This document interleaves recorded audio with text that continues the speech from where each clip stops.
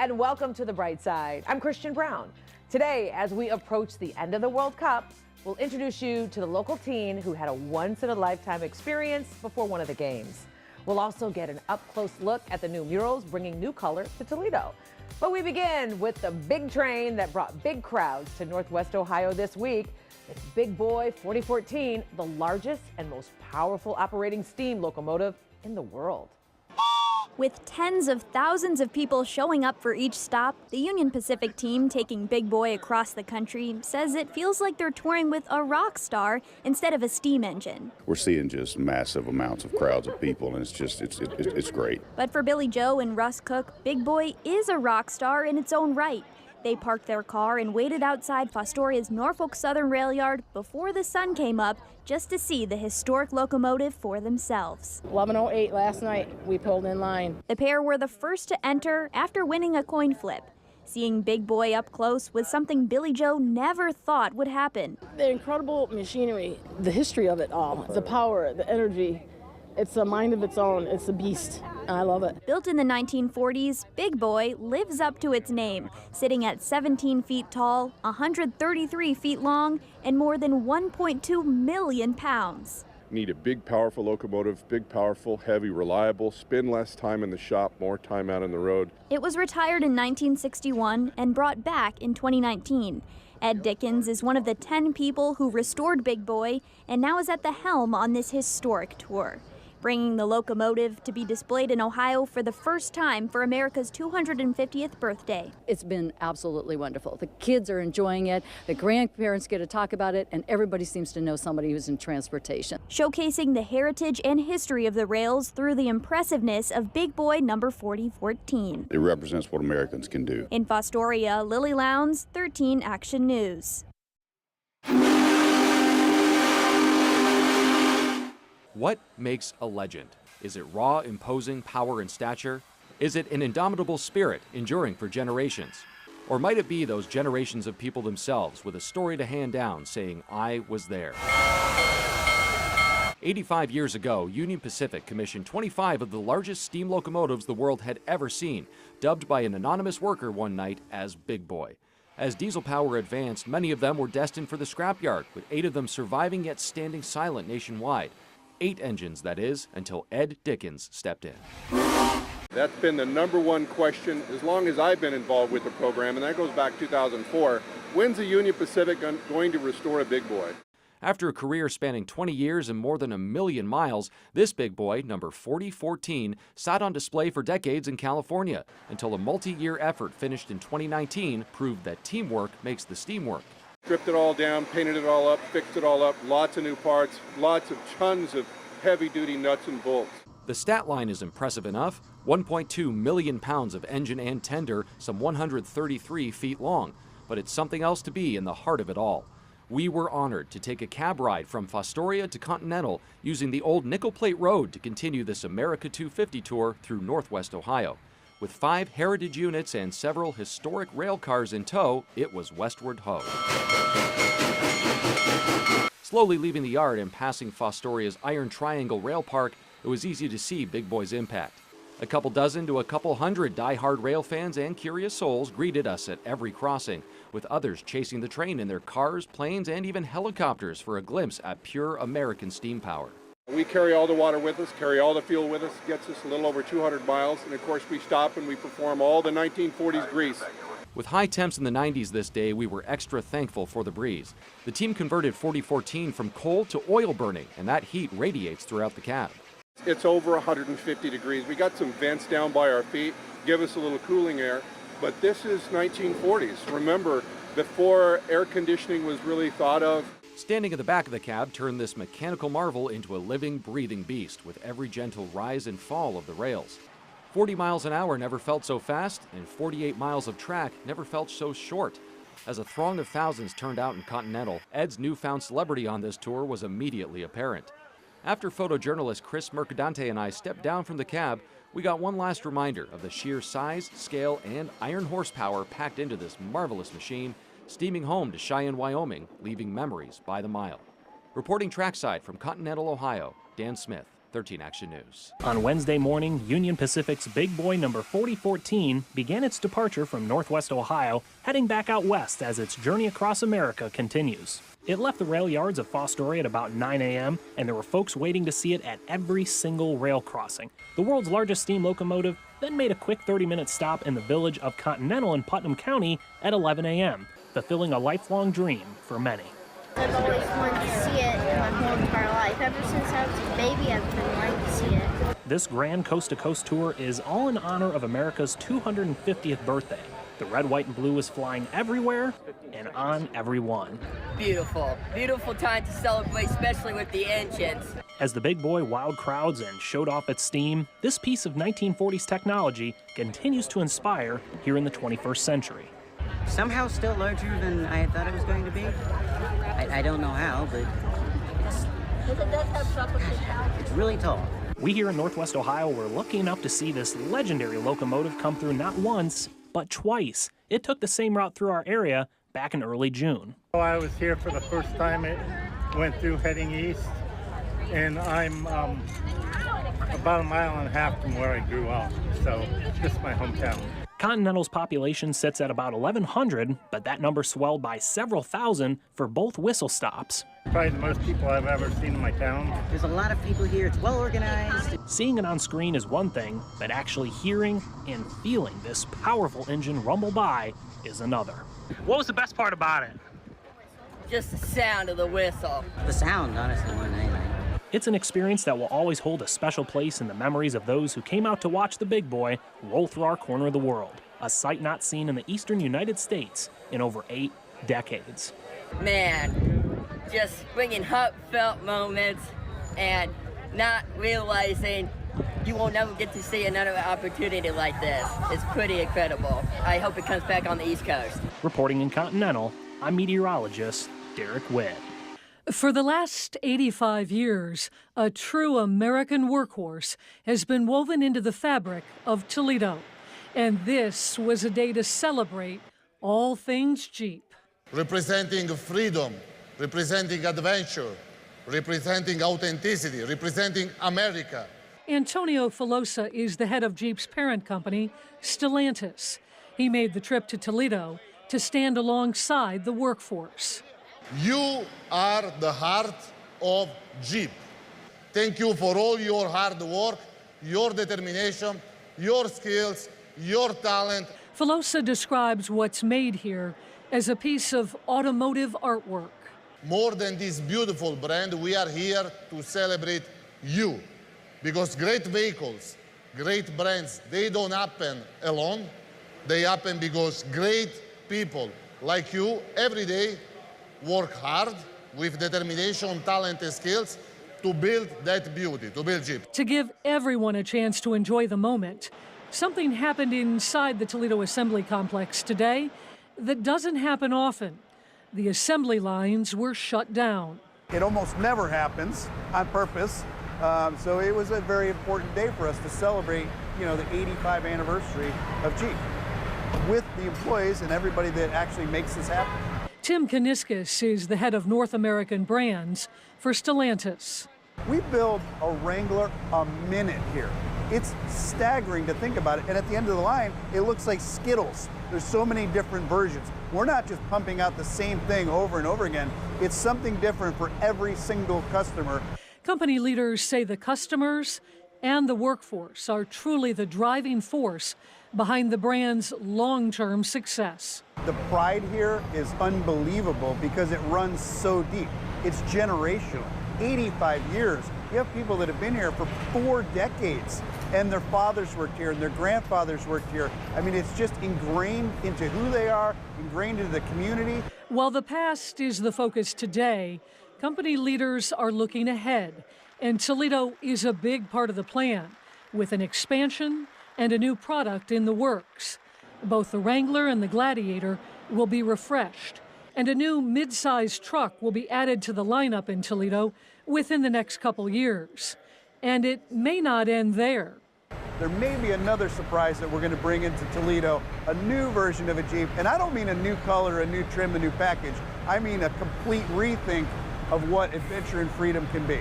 Investment designed to keep Jeep in the driver's seat of our community for generations. A tradition helping young artists flourish. The Arts Commission is once again hosting its Young Artists at Work program. Students between the ages of 14 and 18 are chosen for this apprenticeship program, and this year's theme is Inner World, from aliens to movies and more. Almost like an internship where they get to come in and learn different skills on the job while getting paid, which is super cool. Not a lot of people get the chance to experience that, so it's really cool. And you can browse and purchase some of the original art pieces created by the apprentices during a special sale July 23rd at the Toledo School for the Arts. The nice thing about public art, you don't have to plan a trip or buy a ticket to enjoy it. If you're walking around downtown, grabbing a bite to eat, or simply just driving around. These murals have a way of catching your eye, and for one local artist, that's exactly the point. Color has a way of changing a place. For Dean Davis, it's also a way of telling Toledo's story. There's two rules. It's got to be positive and uplifting. His latest work, a mural honoring those who served beneath the Veterans Glass City Skyway Bridge, is one of 8 projects he's completed this year. Over the last 5 years, Davis has created more than 40 public art pieces across Lucas County. It's kind of emotional to me, right? Because one of the things that just really amazes me is when you get to do a project and you know it's going to last for a long time after you're gone. Whether it's a first-time visitor or someone who calls Toledo home for decades, he wants every mural to become another reason to slow down and appreciate the city. Nobody's shy on talent in Toledo. I think we're shy on opportunity, and I think that that's one thing that this project's really exposing is we're giving artists opportunities hand over fist. It's a reminder that Toledo's personality isn't only found at festivals or major events. Sometimes it's painted on the side of a building. We also have these awesome buildings that's been built for almost a century now around Toledo. These things can be public art. That's how you rejuvenate a sense of culture and community. Reporting in Toledo, Imani Jackson, 13 Action News. A symbolic piece of downtown Toledo is back home.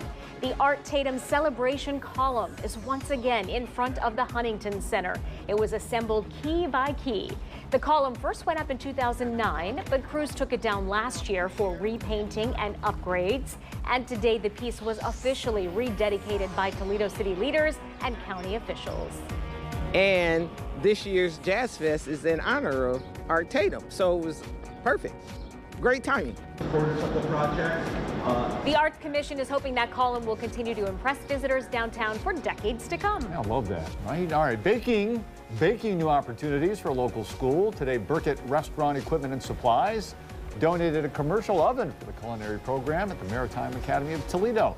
Hope is the new oven will allow the students to get real hands-on experience using professional-grade equipment, making them ready to serve in the industry. It gives them the opportunity to be able to use amazing equipment, to be able to make better food and have better experiences in serving the community, the school, with the food that they're learning to make. And the school does offer a state-approved CTE program for 9th through 12th graders. Time for some good hometown fun. The Lucas County Fair is officially underway at the fairgrounds in Maumee. That event kicked off with opening ceremonies and a parade this afternoon, and there is a little something for everyone. Rides and activities, live music, food, livestock shows, and much more. The fair runs daily through Sunday. Head to the links we mentioned tab on 13abc.com for the full schedule. The front door of one of Toledo's most storied homes swung open today, giving visitors a chance to walk through history. The historic Libby House in the Old West End hosted a free open house as part of America 250 and Ohio's homecoming and picnic celebration. The event honored Edward Drummond and Florence Scott Libby, who helped shape Toledo's cultural history and left a lasting mark on the arts community. Visitors toured the historic mansion, took part in the Time Traveler's Passport program, and learned more about the Libby's contributions to the American experience. Donations from the event will support ongoing renovations at the house. It just amazes me that there are people that love history, that really want to know about the forefathers and the history of, Mr. Libby, he made Toledo the Glass City.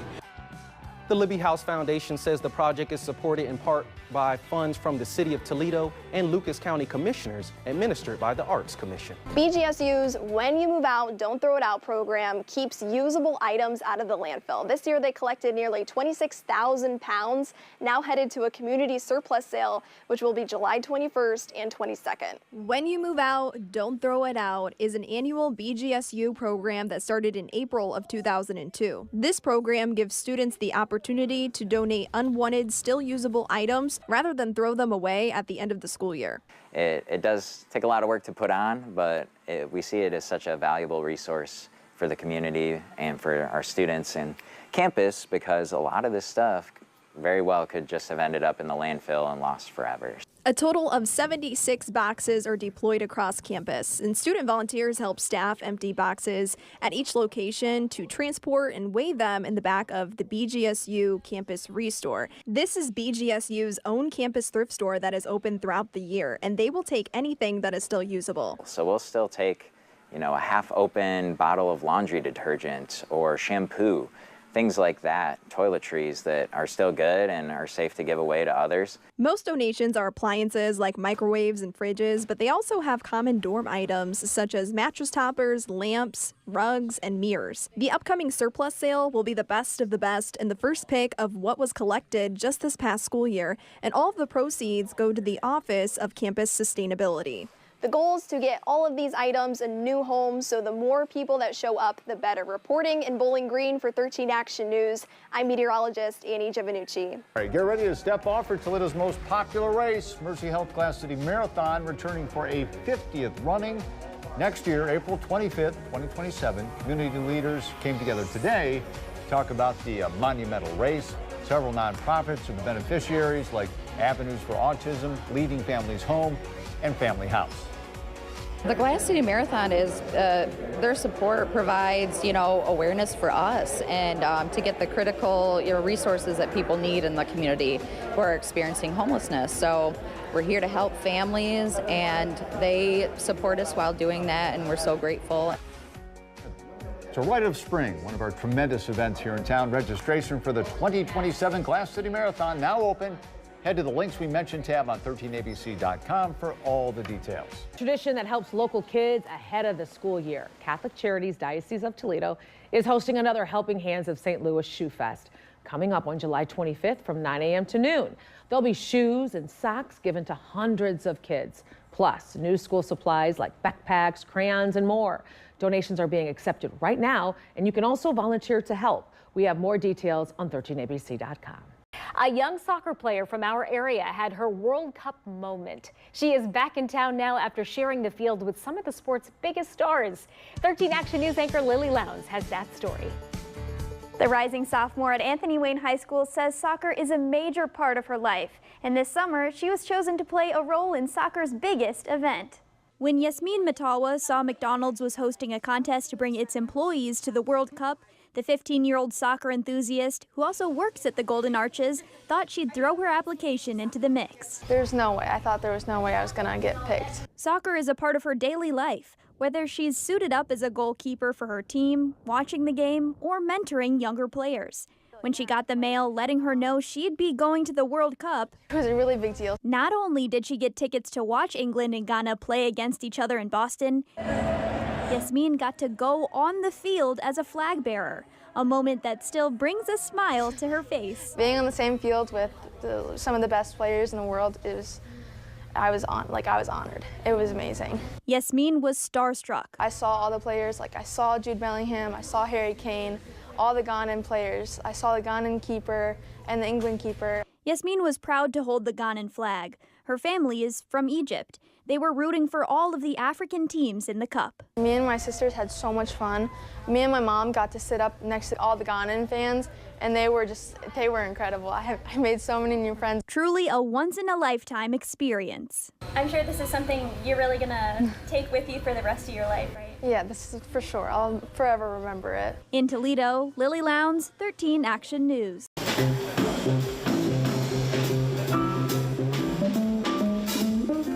The The weather didn't stop the toad-tapping fun today at the Bowling Green Lunch in the Park event. Due to the rain, the event was moved indoors. Music was courtesy of the Gene Parker Trio. The community is invited every Friday afternoon to grab some lunch, listen to the live music, play games, and more. More than 150 St. John's Jesuit high school football players and their coaches spent the afternoon giving back to the community. It was all part of the Paint the Town Gold event, a program where the Titans fan out across the community and volunteer wherever they're needed most. One of their stops was Seagate Food Bank, where the boys got to pack some of the food that goes out to the families. I'm excited to help out the community and show us what we're about. Not everything's just football, you know, on and off the field, we're a brotherhood, so I think it really helps connect us guys for sure. The Titans volunteered at 8 nonprofits today for this annual project. The Toledo Museum of Art hosted a free community celebration today for the America 250 Ohio Homecoming and Picnic. The event was held from 11 to 3 on the Glass Pavilion lawn and inside the Glass Pavilion at the museum. The day focused on creativity, history, and community spirit. There was live music, hands-on art activities, a glass-blowing demonstration, food trucks, and living history interpreters. We are all about community at the museum and integrating art into the lives of people. So this is a way we can bring the community together for some shared fun experiences and moments to reflect on the importance of the community and what we do together.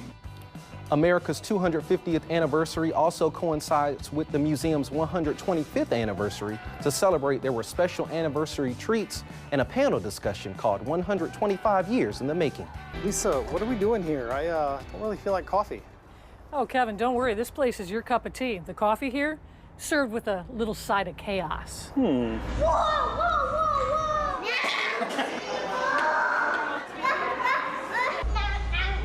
This is the Lamb and Little's Play Cafe.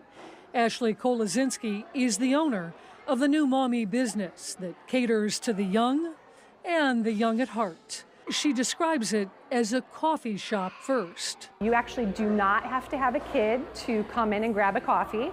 We are full service, so we have handcrafted drinks, matcha, Italian sodas, dirty sodas. We carry a lot of local vendors, so we have baked goods, some sweets. But along with the food and drink is a fantastic play place. It includes a special space for the littlest visitors, along with all kinds of activities for the bigger kids. Ashley says they did a lot of research before creating the playscape. We have a Lamb and Little's coffee shop. We have a grocery store, a vet's office, and then a bookstore. So what's nice is they're actually built for adult involvement. Heather Hardy was here with her daughter and granddaughter. She loves seeing the space spark her granddaughter's imagination. You know, just watching her learn and play, it's so fun. Just get them playing and interacting with other kids and different toys and different, you know, textures, and there's so many different kinds of things here for them to play with and get into. It's nice and clean and the coffee's good, so it's great. The focus here really is on good, clean fun. We actually use a medical grade non-toxic cleaning solution between every single play session. And it's not just women. There are plenty of men who bring in kids too. In fact, there's a male bonding time to help create conversation and community. It's called the Hangout Crew, which is specifically for dads, uncles, grandpas, male caregivers. That is actually on the third Wednesday of every month. Cameraman Kevin and I were inspired to join in the fun. We started in the grocery store. All right, Kevin, before the rush comes in, I want to let you know that today's specials, broccoli, carrots, and tomatoes. Lisa, I can't worry about the specials. I got to get these shelves stocked before we open up. Once Kevin finished stocking the shelves, he was off looking for another adventure. We really need to make this bigger for camera guys.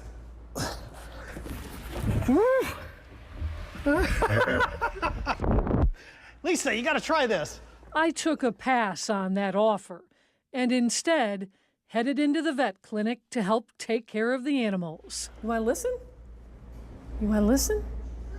Okay, let's see how the bunny's heartbeat sounds. Kevin shifted his focus to a pint-sized city he found. Hey, Kevin, looks like you're having fun. Yeah, this is really cool. I found the hospital and the train station, but I can't find the TV station anywhere. After all our wanderings through the play space, it was time to test out the food and drinks.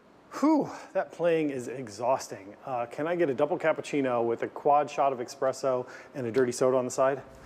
Kevin, I thought you didn't want a coffee today. Well, I'd also like one of those cookies. The ones with the sprinkles. With this week sitting the town. Should I just call you Coffee Man Kevin now? Lisa Guyton, 13 Action News. Thanks for watching another episode of The Bright Side. You can catch us live every Friday at 3 p.m. wherever you stream 13 Action News. And get caught up on our previous episodes on 13abc.com and, of course, our streaming app. I'm Christian Brown. We'll see you next time on The Bright Side.